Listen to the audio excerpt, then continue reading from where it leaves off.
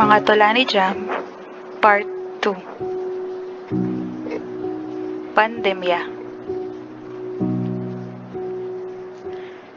Kay hirap tarukin, agham kung ito'y tawagin. Puno ng eksperimento mula sa hiwaga ng laboratorio.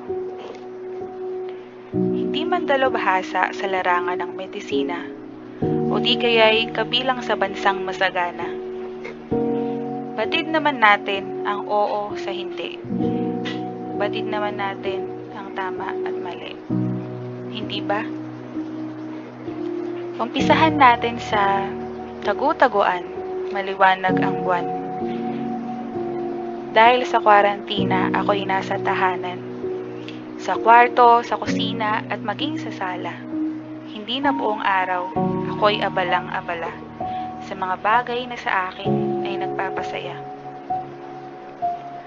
Ganito pala pagkay tagal kasama ang buong pamilya. Ibinalik nito ang masayang alaala ng pagkabata. Pagbilang kong 10, nakatago na kayo. 1, 2, 3. Buwan ng Marso, ang bansay na alerto. Teka, buong mundo pala ang apektado. Isinara pati pampublikong merkado. Sa sakit na kahit hindi naman natin tansyado. Ang hirap kalabanin kung ito'y wala sa ating paningin.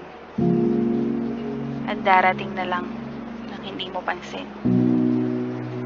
4, 5. Parehong may 5 letra, Juan at COVID. Para sa'yo, ito ba'y isang perwisyo? Ito ba'y 100% negatibo? Kay bilis nitong kumalat, kaya kailangan ng mahigpit na pag-iingat. Sa bawat araw, orasan ang tinatanaw. Paano na kaya? Kumakalam na sikmura kung walang laman ng ibabaw ng lamesa. 6, 7, 8. Alas 8 ng umaga ay nakapila na para sa alkohol na ibibenta rin pala.